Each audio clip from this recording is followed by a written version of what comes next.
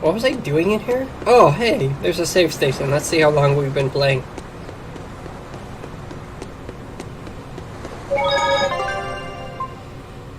We have 16 hours. 16 and a half hours about. I think we have this team assembled. I think we're supposed to go in here. Yes. We could use a place to stay. Any rooms open? Yep. Just finished cleaning, in fact. You can help yourself to that room there. All right, time to start deciphering this scroll. Let's wait somewhere outside so Grim can concentrate. Do you think maybe I could stay and watch? I really do want to study the ancient tongue. I promise I'll be quiet and not get in your way, teacher. What did you just say, child? That I'd be quiet and... No, what did you call me? Teacher? You said you didn't want to be called ma'am, so I thought maybe that'd work. Yes, satisfactory. All right. I'll teach you how to read Ancient Avarost. Thank you so much, teacher! We'll leave you two alone then. Let us know if anything comes up.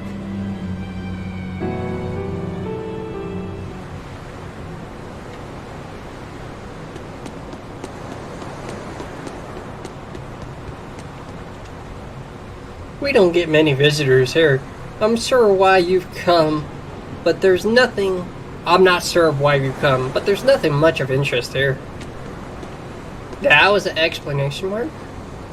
Listen, I don't know what they told you in Isolt, but our village has its own traditions. This village is under the divine protection of the empheran inominot. For unbroken centuries, a line of his priestesses have guided us. They're tasked with performing the sacred rites of worship. And sometimes, they even deliver us his words and will. And there's still a priestess today? Of course! And her daughter is training to become our next priestess. Although, I sometimes feel they push themselves too hard. Both mother and daughter are giving their all for Heria. But the Abbey doesn't care about any of that. And they stole our temple from us. By force? An exorcist named Teresa came and heard us out.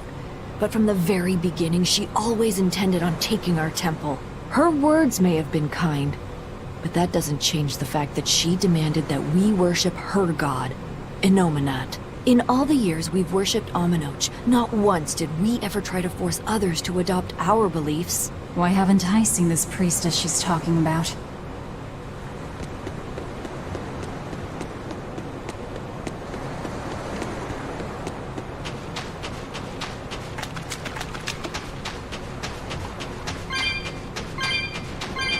We'll take a look at that ocean once. Yeah. Go back down.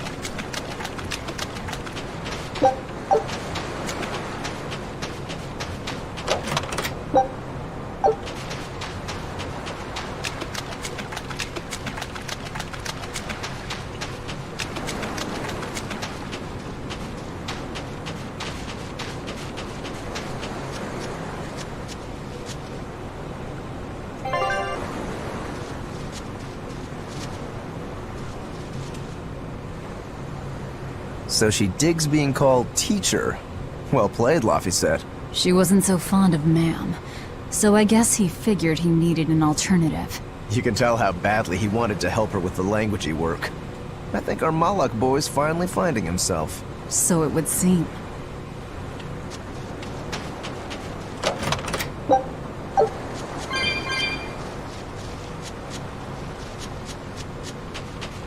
What connection do you think there is between the violent demon Teresa mentioned and this village? Couldn't tell you. Could there have been a demon blight breakout here? This village doesn't look like it's been attacked, but... Whatever it is. If it keeps the Abbey's eyes off us for once, that's good enough for me. You really will use anything and everything towards your own aims, won't you?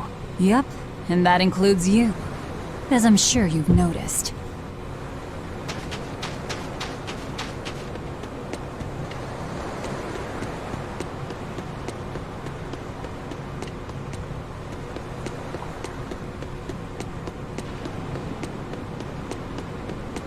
Banning local religions. The Abbey sure knows how to oppress the populace. I'd imagine that comes part and parcel with spreading the good word. Other gods would only get in the way. From what we overheard, it sounds like they've taken over Aminoch's temple, Palamedes, to use as their base of operations. Sealing it off would be provocative enough, but straight up taking it over? Not a lot of so-called reason to that. Unless... Do you think they need it for some other purpose? Shrug. She actually said shrug.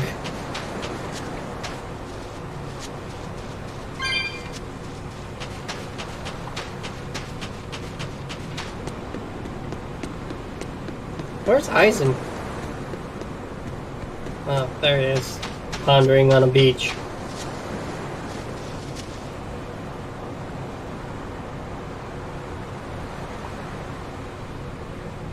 So, my hair's still sparkly.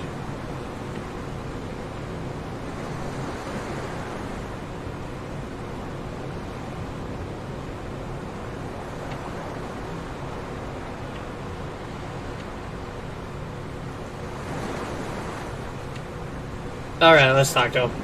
It sounds like deciphering the text might take some time. We should be prepared to wait it out here a while. Hopefully it'll all be worth it in the end. I hope so too. But ancient Avarost is complex. It's not just a matter of knowing the grammar and vocabulary. Oh? Then how exactly do you read it? I'm not sure about the specifics myself, but from what I understand, you kind of have to intuit a lot of it. A language based on guesswork? Thanks, old dead people. You're officially the worst.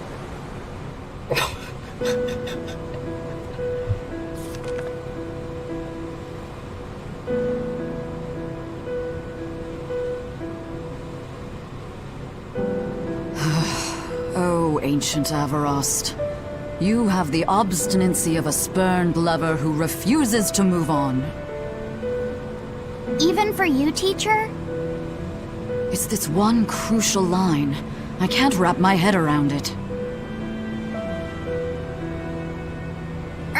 Well, from what you've taught me so far, it looks like it says... Saw, Popo, Mucho, Sancho. Correct, but if you merely translate it word for word, it ends up saying, the parent hates tomatoes, the child eggplants. I doubt those have much to do with inominot. Yeah.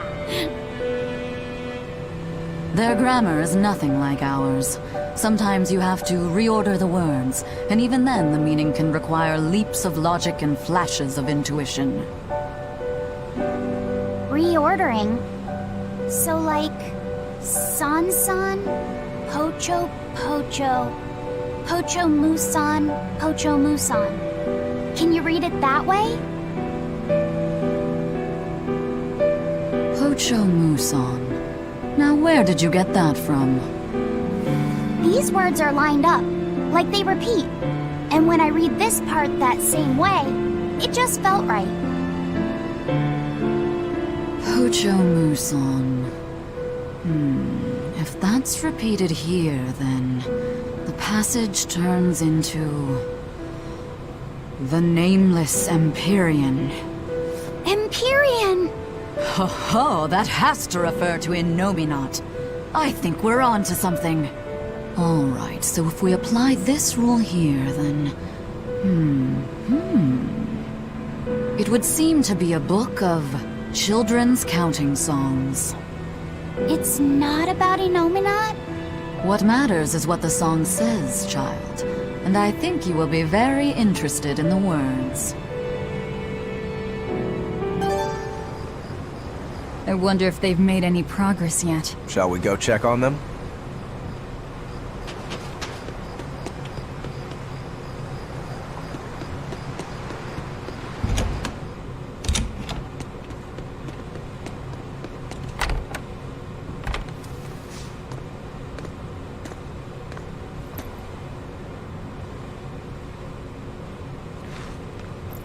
Well, any results?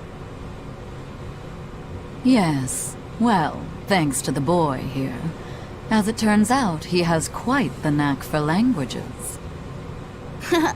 Only because I've got the best teacher. Careful, honey tongue. You'll give this old girl ideas. Huh? Now, child, I'm sure they're curious about the song we unearthed. Why don't you read it aloud? Yes, teacher. Song? 8-headed is the lord of the land, with 7 mouths to devour malevolence. Through pulses of earth doth base nature's flow, as he awaits the time of awakening. 4 empyreans may tear him asunder, but so long as there is one receptive to divine power, pherions shall be forever reborn, in sight of the full crimson moon.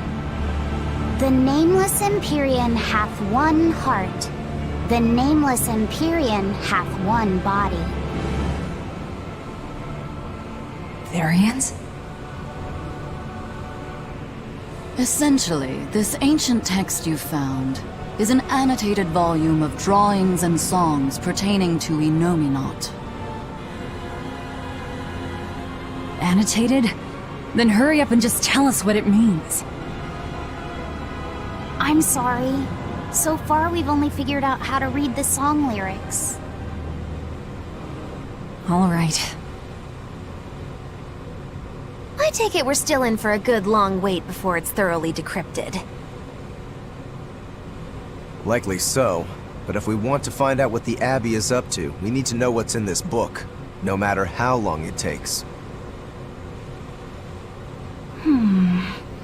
What the Abbey's up to, is it?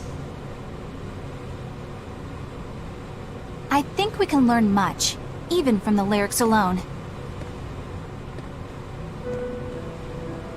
The drawings depict him with 8 heads. One of them belongs to his main body, but the other 7 are his mouths. Those mouths consume malevolence, sending it along earth pulses back to that main body so he can awaken. The 7 monsters fitting that description are called Pherions. Right. Now as for this malevolence, I have no idea what that means. What about the second part? I haven't studied much ancient history, but it said this world was created by 4 empyreans: earth, water, wind, and fire. But they also call inominot an empyrean. Perhaps a war broke out between inominot and the other empyreans that resulted in him being sealed away. But if there is someone to connect with this divine power, the Pherions will keep spawning. And just like that, inominot will be revived. If we assume that Shepherd Artorius fits that bill, and that he's trying to reawaken inominot, everything lines up.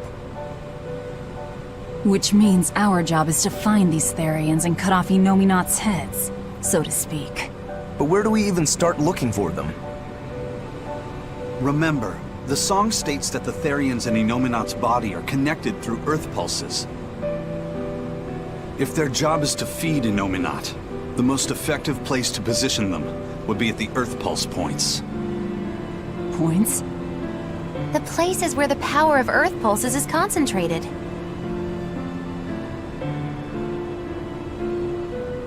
Places with that sigil. Hey, remember the barrier that was keeping this bug in the forest?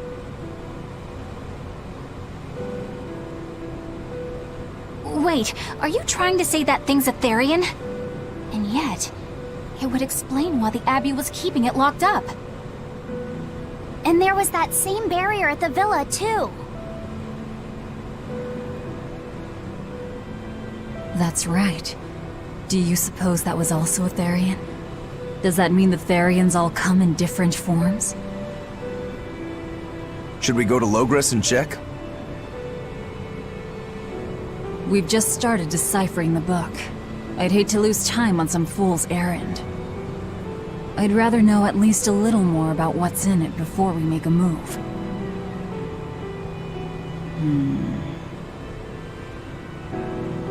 Something bothering you, Grim? This line. The one about Pherions being forever reborn.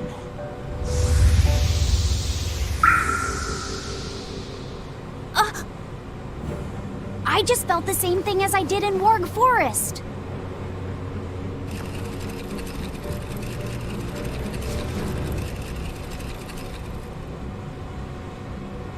The needle's pointing in the direction of Aminoch's temple, Palamedes. Do I recall hearing that the Abbey took that over? Temples and ritual sites are often built on places thought to be rich in spiritual energy. Could the temple possibly be an Earth Pulse point? There's lots of Earth Pulse points scattered all over the world. If there's only 7 Therions, most of them will be empty. It's not like we have any better leads. If there's even a chance, shouldn't we go check it out? Better than sitting around waiting on the book. If nothing else, we'll find out what laphicet is sensing. Just a theory, but if you were to kill a Therion... What? I guess there's only one way to find out. Never mind. Good luck out there.